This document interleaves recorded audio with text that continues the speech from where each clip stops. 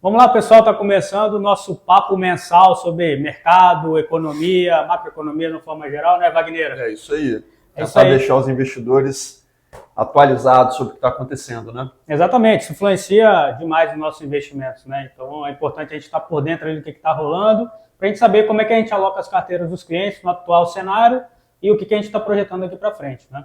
Cenário tranquilo, né? Até então, né? Com poucas movimentações, Nada quase acontecendo. nenhuma dor de cabeça, nada acontecendo. Pois é. Enfim, acho que a dinâmica aqui é tentar dar um pouco de tranquilidade para o investidor, mostrar o que a gente está vendo, quais as movimentações que a gente acha que são necessárias, né, e tentar trazer isso com alguma recorrência ali, pelo menos mensal, para a gente estar tendo esse bate-papo aqui. Eu não sei para onde eu olho, para que câmera que é, estou meio perdido, É muita ainda, mas câmera vai pegando aqui, né? jeito aos poucos. É isso aí, maravilha. Bom, então vou colocar algumas questões aqui, né, que muitos investidores ano passado tiveram um ano difícil, principalmente carteiras mais agressivas ali, bolsa caindo bastante, uns 10%, né, Ibovespa caiu ano passado, carteiras mais agressivas sofreram muito, fundos multimercados, que é um tema também que ficou em alta aí o ano passado, nos anos anteriores, né, muito em função do resultado desses fundos. E aí, como é que tem sido o resultado dessas carteiras nesse ano aí, Wagner? Dá um panorama pra gente. Bom, a gente, graças ao bom Deus, tivemos um alívio esse ano, né? Você comentou ano passado, mas a gente já vem de alguns anos difíceis para o mercado brasileiro, né? Se a gente parar para pensar, desde a pandemia, a gente tem tido uma performance muito oscilante, né? Especialmente quando a gente olha ali para a bolsa, né? O ciclo de alta de juros também, né? Ciclo de alta de juros, que todo mundo que tinha ali ativos, né, indexados à inflação, pré-fixados, acabou tendo um resultado não tão bom. E aí é até engraçado, né? Porque quando a gente olha a nossa dinâmica versus a dinâmica externa, a gente teve um período muito bom para o mercado americano, para o S&P, até o final de 2024, em que a gente ficou devendo muito. E nesse começo de ano, que eu vou até fazer uma divisão, tá? Eu vou falar como a gente fechou o semestre, a gente vai apresentar um pouco do primeiro semestre. E depois a gente vai falar um pouco do fechamento do semestre até aqui, que aconteceu muita coisa e, enfim, e mudou um pouco do que eu estou falando. Mas, voltando para o meu ponto, a gente teve uma inversão disso no começo do ano, né? Um cenário em que os mercados lá fora, os mercados desenvolvidos, sobretudo os Estados Unidos, ficou oscilante, né? Chegou a estar caindo forte no ano, depois, né, retomou ali, mas...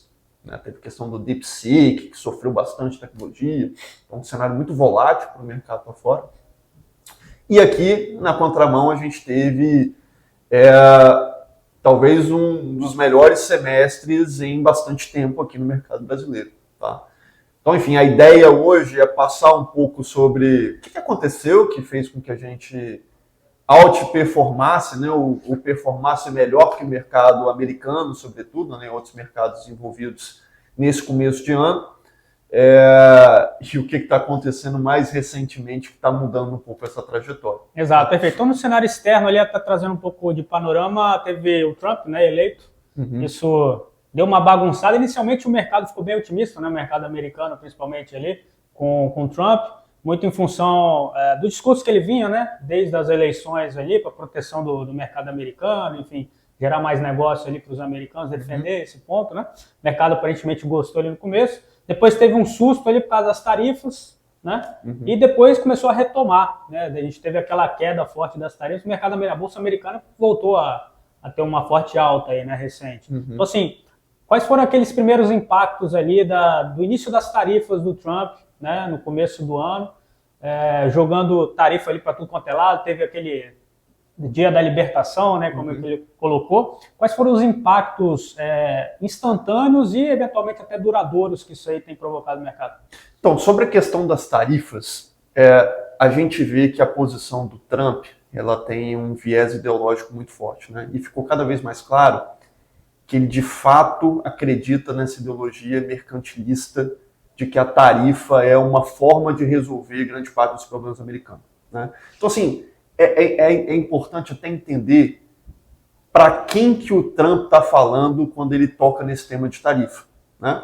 Que se a gente pensar no eleitor do Trump, grande parte do eleitorado dele é o industrial americano que perdeu o emprego para as fábricas chinesas. Exato. Num processo de globalização, num processo em que as cadeias de produção ficaram integradas do ponto de vista global e parte da produção americana, que era feita em território americano, foi para a China. Né? Delegada, né? Agora, foi delegado. De fato, politicamente é interessante esse ponto dele trazer, mas efetivamente ajuda? Efetivamente, a nossa visão é que é muito complicado para os Estados Unidos executar essa agenda. Primeiro, porque é improvável que isso tenha efeitos práticos sobre o fiscal, que é um dos pontos, né? Certo. Então, um dos pontos do Trump é que ele, com aumentando a arrecadação via tarifa, ele resolve parte do problema fiscal. Talvez no curto prazo, né? Mas as cadeias... Só que as cadeias se movem. Então, se eventualmente ficar caro para eu exportar para os Estados Unidos, eu vou procurar outro parceiro comercial, Já tá que é o que a gente vai falar aqui do Brasil né? mais para frente. Tá? Então, esse problema ali, a gente acha que o efeito prático vai ser muito limitado. Reindustrialização, aí pensando do ponto de vista estrutural, a reindustrialização dos Estados Unidos é uma questão utópica, porque talvez quem mais tenha se beneficiado dessa integração das cadeias globais foi o próprio Estados Unidos, porque ele conseguiu focar no que a indústria americana é altamente competitiva, que é na propriedade intelectual, desenvolvimento, né? E as empresas lucraram muito com essa propriedade intelectual, né? A Apple, enfim, recebe, ela manda toda a parte que é mais comoditizada do processo produtivo para a China e recebe royalties sobre toda a propriedade intelectual que ela tem. O americano se favoreceu muito do preço baixo, né? Dos produtos. Então, exatamente. Então, isso propiciou que as empresas americanas de ponta de tecnologia pudessem tornar o seu processo produtivo muito mais eficiente, vender os seus produtos a preços muito mais baratos, né? E mesmo assim lucrar enormemente, porque eles estão com a parte mais importante da cadeia produtiva. Estão com filé mignon ali. Estão com filé mignon. Então não é interesse dos Estados Unidos voltar a produzir camiseta, tênis, né? Coisas de baixo valor agregado. A grande questão é que, olhando para a ótica militar, né? Um país que tem uma indústria mais desenvolvida, igual a China vem se desenvolvendo com o passar do tempo, isso acaba favorecendo bastante a indústria militar, de produção de armamento, qualquer coisa. É só você virar a chave, no caso de uma guerra, para a indústria passar por dentro. Claro, existem partes existem mercados, segmentos, produtos que são estratégicos.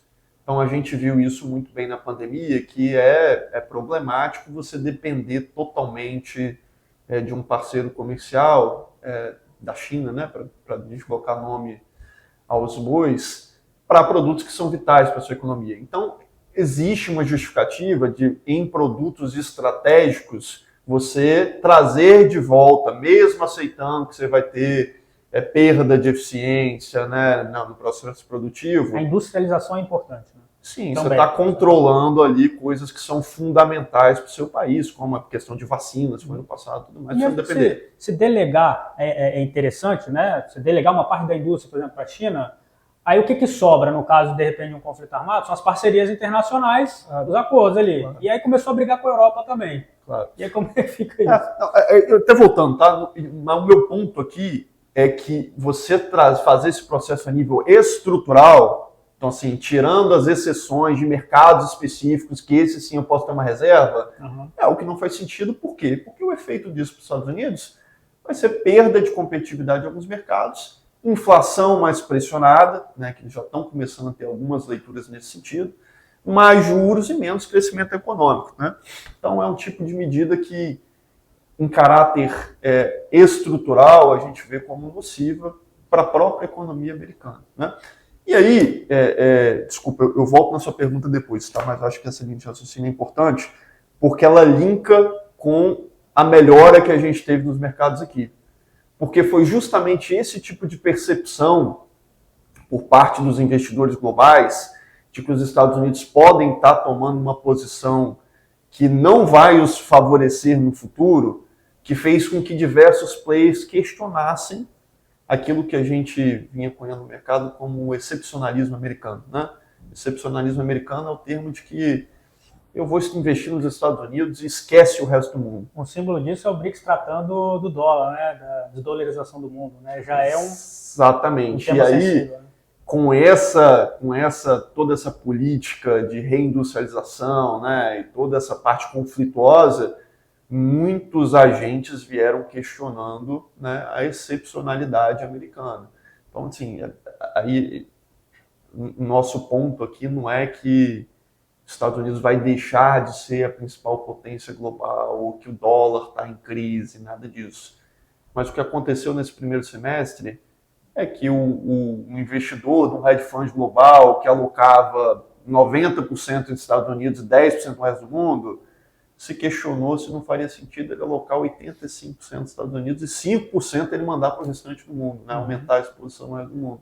Isso ajudou nossa bolsa? Isso ajudou sem dúvida, tá? Então, na nossa visão aqui da casa, o que a gente viu nesse primeiro semestre foi justamente esse capital global que começou a se questionar um pouco a excepcionalidade americana, que procurou outros mercados, tá? E aí, enfim, não foi só a gente que cresceu no ano, né? Se você olhar o mercado chinês está super positivo no ano. Se você olhar outros emergentes latinos aqui, tirando a Argentina, que é um caso super à parte, estão super positivos no ano. Né? A própria Alemanha também, né? Próprios mercados europeus estão positivos no ano. Então, isso é a busca do capital por outras, né, outras ali, alternativas de investimento fora do mercado americano. Tá? Porque, assim, se a gente parar para pensar friamente, não tem um tema doméstico tão forte para justificar uma performance, né, brasileira tão boa igual a gente teve nesses 6 primeiros meses do ano. Então vamos começar a tratar agora do doméstico, né? Vamos. Então o que rolou aí, Wagner, nos últimos 6 meses? Assim, highlights. Os highlights, começando pelo lado positivo, que eu acho que é o que ajudou a fazer um pouco de preço aqui pra gente, é que o mercado começou a colocar um pouco no preço de que a gente pode ter uma mudança política em 2026. Né? Isso muito com base nas pesquisas eleitorais que têm mostrado uma deterioração na aprovação do governo Lula. E o mercado gostou disso por causa do fiscal? O mercado gostou disso principalmente por conta do fiscal, porque assim, o Brasil hoje é uma bomba armada, né? Então a gente olha para a trajetória da dívida pública, né, e para a situação das contas públicas, e a gente vê claramente de que o orçamento não para de pé a partir de 2027. Então ela é uma bomba que, se ela não for desarmada, a gente, num futuro muito próximo, vai ter paralisação de gasto para todo lado, né? A máquina pública Algum ajuste vai ter que ser feito. Algum ajuste tem que ser feito. E o mercado, ele não tem a credibilidade de que o ajuste vai ser feito por esse governo, né? Porque foi um governo que desde o início ali, ele já entrou com uma agenda de aumentar gastos, que é a agenda que é mais ou menos na contramão do que o diagnóstico que se vê para o país, que é um diagnóstico de cortar gastos. E para quem está ouvindo a gente aí, Wagner, para entender um pouco por que o fiscal é uma preocupação por parte do mercado, por parte dos investidores. O fiscal é uma preocupação, fazendo um paralelo aí para a vida de quem acompanha a gente, porque o pilar financeiro, seja de uma família, seja de uma empresa, seja de um estado, são contas organizadas. Então, é a premissa básica de que você precisa gastar menos do que você ganha. No caso do Estado, gastar menos do que você arrecada. E o Estado brasileiro hoje, ele tem uma situação em que as receitas dele, elas têm uma dificuldade de crescimento, porque a gente não é um país que cresce tanto mais, né? A gente não é a China, que cresce 5, 6, 10% ao ano. E o PIB, que está crescendo até relativamente bem, é muito em função dos gastos também, né? O próprio gasto fazendo com que o PIB cresça acima do seu potencial. Só que isso não está dando um saldo positivo. Né? Exato. Então a nossa receita não cresce porque a gente não cresce tanto, e ela não cresce em proporção do PIB porque a gente atributa muito, né? Então, assim, o diagnóstico do governo é até que eu vou aumentar a receita, né? Só que eles estão tendo extrema dificuldade de fazer isso e resistência no Congresso, porque a sociedade não aumenta, não aceita ser tributada mais. TMT, né? Agora também. Eles estão tentando tirar para todo lado, né? E vai aumentar imposto sobre sucessão, vão tributar super ricos, vão tributar dividendo, vão tributar isso, aquilo. Mas a verdade é que está todo mundo cansado e ninguém quer entrar nessa discussão mais de aumentar tributo, porque a gente é tributado demais. Né? E aí, quando a gente olha para o lado do gasto, o gasto público brasileiro ele é extremamente difícil de ser controlado, porque a maior parte do gasto ele já é vinculado. É um gasto que o governo não consegue mexer sobre ele. Tá? Então, ele é constitucional. Então, a maioria das contas, se não me engano, 94% do orçamento, ele já está destinado para gastos que são institucionais, são gastos que não conseguem ser mexidos. E pior do que isso. Só com reformas. Né? São gastos que aceleram ano após ano, porque grande parte deles são indexados, né? Como, por exemplo, o gasto previdenciário, que é uma das maiores rubricas hoje públicas, que ele cresce... Os obrigatórios ali. Né? Ele cresce a inflação mais o reajuste real do salário mínimo. Então, para ver se você reajusta o salário mínimo, você dá uma paulada na sua conta previdenciária. Então, assim, para você controlar esse problema, tem que ser via reforma. Né? E para você fazer isso via reforma, você tem que ter uma disposição, você tem que ter um ambiente político. Você tem que ter um comprometimento. E a expectativa, até por causa das eleições, é que isso não aconteça agora, né? Que isso não aconteça agora. Isso aí está fora de questão até 2026. E aí, trazendo, por fim, na pergunta sobre os impactos práticos, como é que a gente colhe os impactos disso, tá? A gente colhe os impactos disso, sobretudo, em inflação e taxa de juros. Então, quando a gente tem um gasto público pressionado, uma dívida pública alta, isso significa que o serviço dessa dívida vai ser mais caro. Então, assim, a gente vai gastar mais dinheiro com juros, vai ser mais alto, a inflação vai ser muito mais pressionada. Né? Isso faz com que, no limite, isso retire o incentivo das pessoas de investir, né? de ir para a atividade empreendedora, que é o que leva o país para frente. E essa despesa amarrada impede o governo de investir também em frentes ali, infraestrutura, qualquer coisa que traria algum desenvolvimento. O governo tem pouquíssimo espaço para usar o orçamento, né? Porque ele é todo amarrado hoje. Muito bem. Então, esse é o grande problema que a gente tem hoje no Brasil. Eu acho que a melhora do mercado veio porque o mercado começou a ter alguma percepção de que isso pode ser endereçado, que pode ter uma mudança de governo, que eu acho que está muito distante, né? Veremos. Veremos, está muito distante. Muito bem, então já para fechar aqui o nosso primeiro bate-papo, quais são os últimos highlights aí que você teria desse semestre? E aí todo esse cenário bonito que a gente desenhou aí do primeiro semestre, que foi bolsa subindo, tá? Então, só para dar números, né? A bolsa subiu mais ou menos uns 15%, no ano, se a gente pegar o small caps, né, que é a bolsa das empresas ali mais até representativas da nossa economia, subiu mais de 20% no ano. O real se valorizou mais de 10% ao ano frente ao dólar. Sim. Os juros futuros, né, que dá, por exemplo, o taxa de juros que os títulos do Tesouro pagam, caiu, apesar da Selic ter subido, né? Então a Selic subiu, mas o juro para o futuro caiu. A expectativa do juro no futuro. Expectativa do juro no futuro caiu. A inflação sob controle? A inflação pressionada, né? A inflação de curto prazo pressionada. Mas controlada pelo juro ali. Exato, né? Então o juro começando a surtir algum efeito. Então assim, a gente viu uma melhora de todos os fundamentos, de todos os índices de mercado para o Brasil, que começou a sofrer um pouco mais nos últimos dias, depois das medidas do Trump, mirando agora especificamente o Brasil, né? Porque o Brasil tinha ficado de fora dessa guerra das tarifas, né? E a gente achava até que... De fora, assim, estava em 10%, né? Era o piso, né? Então estava ótimo. Né? Porque se você parar para olhar, o Brasil realmente não é o principal problema do Trump do ponto de vista externo, né? A gente é um país que tem déficit comercial com os Estados Unidos, né? Então, assim, a gente importa mais produtos americanos do que a gente exporta os nossos produtos para os Estados Unidos. Mas é um bom parceiro, né?